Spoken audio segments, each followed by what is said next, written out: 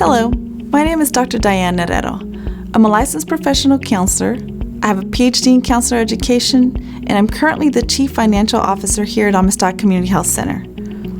Today I'd like to share some information with you on grief and loss, a topic that is often difficult and uncomfortable to discuss. But unfortunately, everyone will experience loss at some point in their lives, and with loss comes grief. So what is grief? Grief is an emotional and physical reaction to a loss. Grief is a natural response to loss. There are different types of losses that we can experience that will cause grief. The end of a relationship, so divorce or a breakup. The loss of a friendship. The loss of your health, so being diagnosed with a serious illness or a terminal illness. Loss of safety after experiencing a traumatic event. Losing a job, so you lose your sense of financial stability. Or the death of a pet, or the death of a loved one. Death is one of the most painful losses we can experience. So what are some of the signs of grief? Some of the common symptoms include shock and disbelief, sadness, guilt, anger, fear, and there's also physical symptoms you may experience, so stomach aches, headaches, fatigue. There's normal emotional behaviors that you can also experience when you have grief. Crying at unexpected times, becoming easily frustrated, overreacting in a situation, unable to concentrate or focus, being angry at everyone and everything, feeling anxious, so not being able to stop or control your worrying.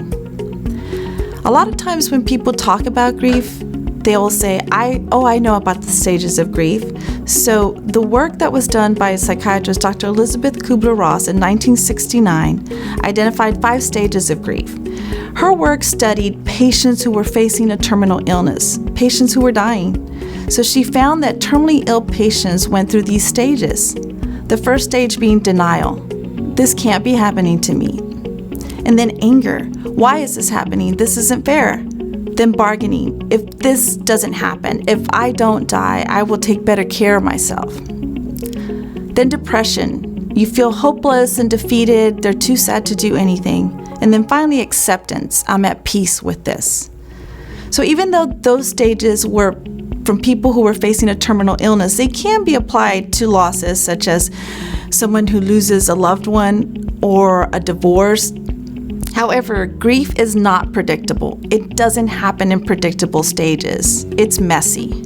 So it's important to know that. It's also important to know that everyone grieves differently. Grieving is a personal and highly individual experience, so it looks different in every person because every person's story is unique. Also, keep in mind grieving takes time. Healing happens gradually. It can't be forced, so don't rush to feel better. It's okay to not be okay. So what are some tips for coping with grief? First and foremost, get support. Turn to your friends and family. Talk to someone. Talk about the person you've lost. Use your name when you talk about them. Look at their picture. Talk out loud to the person who died. You can also join a support group. There's support groups for mothers who have lost children or spouses who are widows. If you feel that grief is really impacting your life and it's affecting your daily functioning, talk to a therapist. Second, take good care of yourself. Express your feelings in a way that is healthy. You can write a letter. You can write in a journal. Read a book. Listen to music. You can also use art to express your grief. A lot of people turn to their faith and use prayer. Also, it's important to look after your physical health.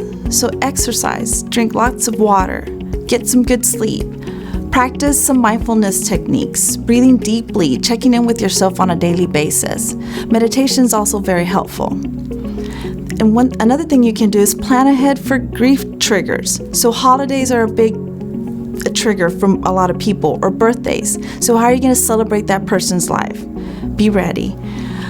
Finally, I'd like to share with you what people most likely think of grief as a journey, right? It's been described as a process. Maybe, but to me, it doesn't quite fit because when I think of journey, I think of you get to a certain spot and then you're done.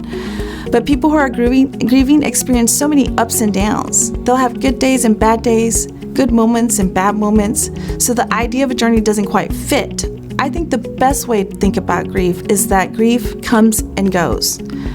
Eventually, grief becomes bearable. You're able to move forward with it. You learn to live with it, but you are forever changed by it. So be kind to yourself, keep moving forward, and have faith and belief that you will heal and be better. Thank you.